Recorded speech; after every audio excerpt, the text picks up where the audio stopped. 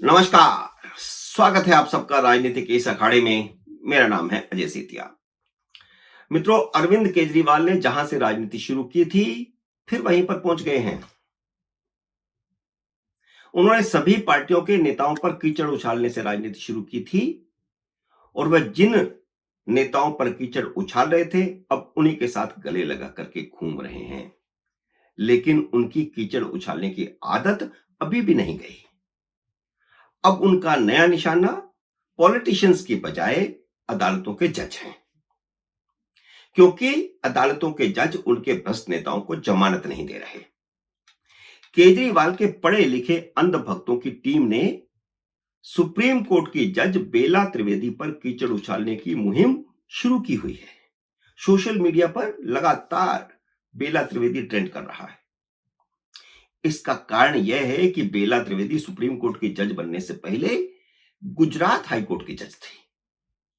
वह उन दो जजों में से एक हैं जिन्होंने जमानत मांगने आए सत्येंद्र जैन को जेल में डाल दिया। सत्येंद्र जैन बीमारी के बहाने छूटा घूम रहे थे। वह स्थायी जमानत मांगने आए थे। सुनवाई के दौरान इन दोनों को लगा कि ये तो ठीक ठाक है, इस समय कोई सर्टिफिकेट नहीं है इनके पास ऐसा कि इनकी तबीयत खराब है, ये स्थायी जमानत क्यों मांग रहे हैं। इन दोनों जजों ने फैसला किया कि इन्हें तो जेल में डालो। दो जजों का फैसला था, लेकिन निशाने पर सिर्फ बेला त्रिवेदी है, क्योंकि वह गुजरात से आई हैं। सुप्रीम कोर्ट की जज बनने से पहले वह गुजरात हाई कोर्ट की जज थी। अब केजरीवाल को गुजरात से आने वाले हर आदमी से नफरत है। यह अलग बात है कि दो सीटों पर वह चुनाव लड़ रहे हैं। वहां पर आम आदमी पार्टी के उम्मीदवार खड़े कर रहे हैं गुजरात में, लेकिन गुजरात से आने वाले हर व्यक्ति से वह नफरत करते हैं।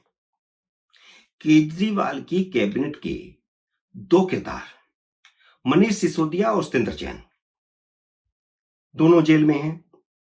एक स्वास्थ्य मंत्री था, एक शिक्षा मंत्री था, लेकिन स्वास्थ्य और शिक्षा के नाम पर जो धंधा हो रहा था, कमीशन का, रिश्वत का, उन दोनों मामलों में ये जेल में हैं।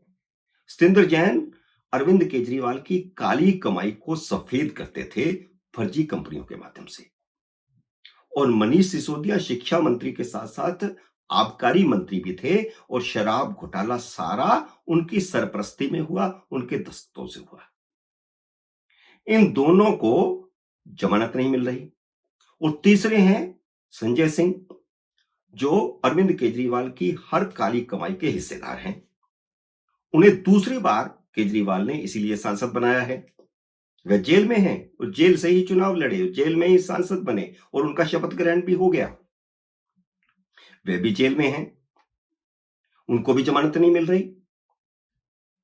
भ्रष्टाचार के इतने संगीन आरोप हैं कि तीनों को अदालतें बार बार जमानत से इनकार कर रही हैं। हाई कोर्ट और सुप्रीम कोर्ट के चार चार जजों ने जमानत नहीं दी मनीष सिसोदिया को, लेकिन आम आदमी पार्टी की सोशल मीडिया फौज ने उन पर कीचड़ नहीं उछाला, क्योंकि वे गुजरात से नहीं आए थे। पिछले एक साल से यह सवाल हवा में तैर रहा है कि मनीष सिसोदिया जेल में चले गए, संजय सिंह जेल में चले गए, सत्येंद्र जैन जेल में हैं, लेकिन शराब घोटाले का असली सरगना अरविंद केजरीवाल कब जेल में जाएगा?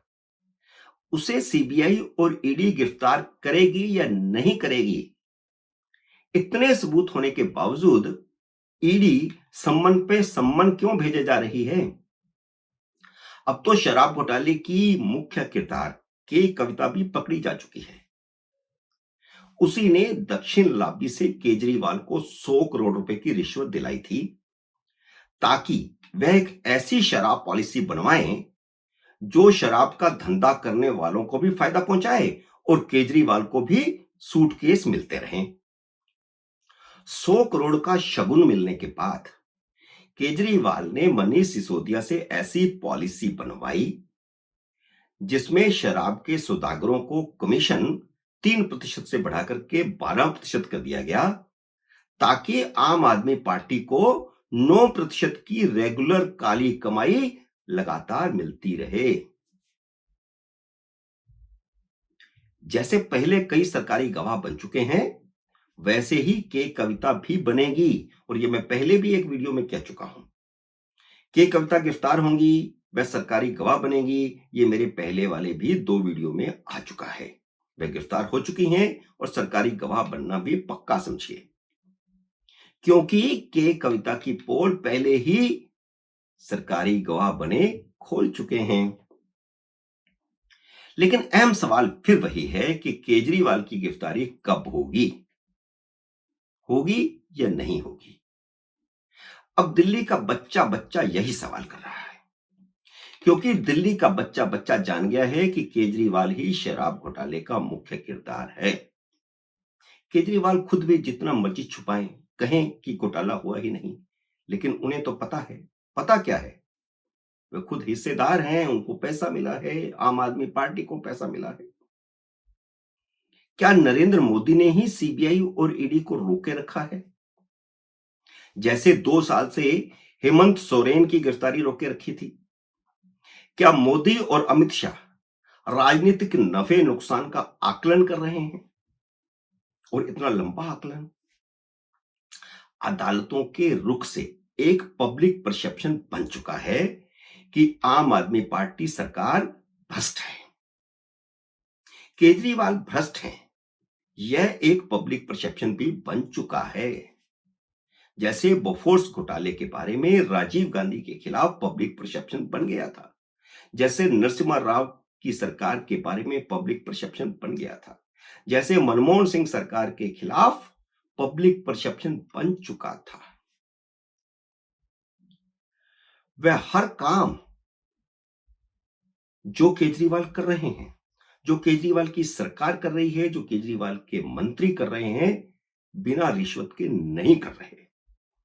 हर काम में कोई ना कोई झोल है, चाहे वह डीटीसी की बस हो, चाहे वह स्कूलों के कमरों का निर्माण हो, चाहे वह हेल्थ कैंप हो, मोहल्ला क्लिनिक हो, चाहे वह शिक्षकों की भर्ती हो, हर जगह पर भ्रष्टाचार।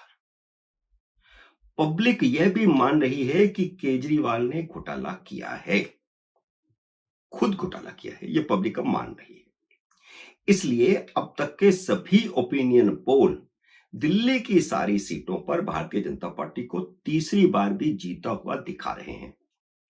ऐसे में केजरीवाल को गिरफ्तार न करना बल्कि मोदी के लिए राजनीतिक तौर पर नुकसान पहुंचा सकता है। केजरीवाल ने अपनी जान बचाने के लिए अदालतों के चक्कर लगाने अब शुरू कर दिए हैं। पहले 4 सम्मन का पालन नहीं होने पर ईडी कोर्ट में गई थी। केजरीवाल जिन सम्मनों को गैर कानूनी बता रहे थे, उन्हीं सम्मनों का पालन नहीं करने पर उन्हें जमानत लेनी पड़ी है।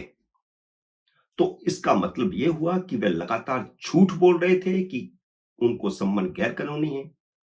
गैर कानूनी है तो फिर उन्हें जमानत क्यों लेनी पड़ी? अब 9वें सम्मन पर केजरीवाल खुद हाईकोर्ट चले गए हैं और ईडी यही चाहती थी। कहते हैं गीदड़ की जब मौत आती है तो वह शहर की ओर भागता है। केजरीवाल के दोनों वकील कपिल सिब्बल और अभिषेक मनु सिंघवी बहुत ही शातिर हैं। वे केजरीवाल को मूर्ख बनाकर मोटी फीस वसूल रहे हैं।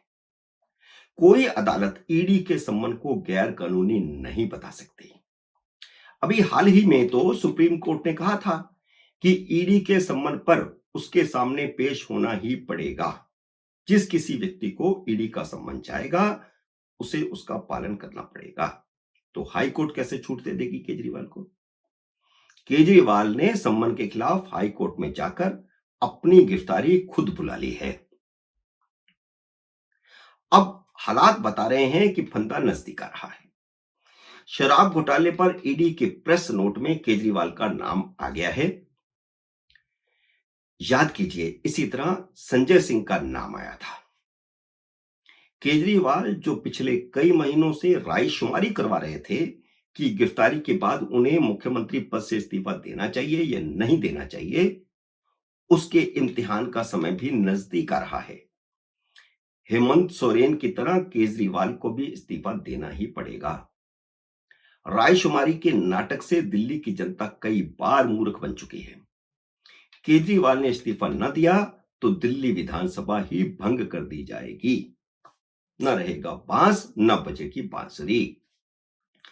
6 महीने बाद अगली लोकसभा में दिल्ली विधानसभा का वही हाल होगा जो पिछले लोकसभा चुनाव के बाद 370 का हुआ था। समझदारों को इशारा काफी है। यह बात जान लीजिए कि केजरीवाल को लेकर कांग्रेस अभी भी एक मत नहीं है। मित्रों, उम्मीद है मेरा यह वीडियो आपको पसंद आया होगा। इसे लाइक और शेयर कीजिए। अगर आपने मेरे YouTube चैनल को अब तक सब्सक्राइब नहीं किया तो कृपया सब्सक्राइब करके अपना आशीर्वाद दीजिए। जल्द ही मिलते हैं अगले वीडियो में किसी अन्य विषय के साथ। तब तक नमस्कार।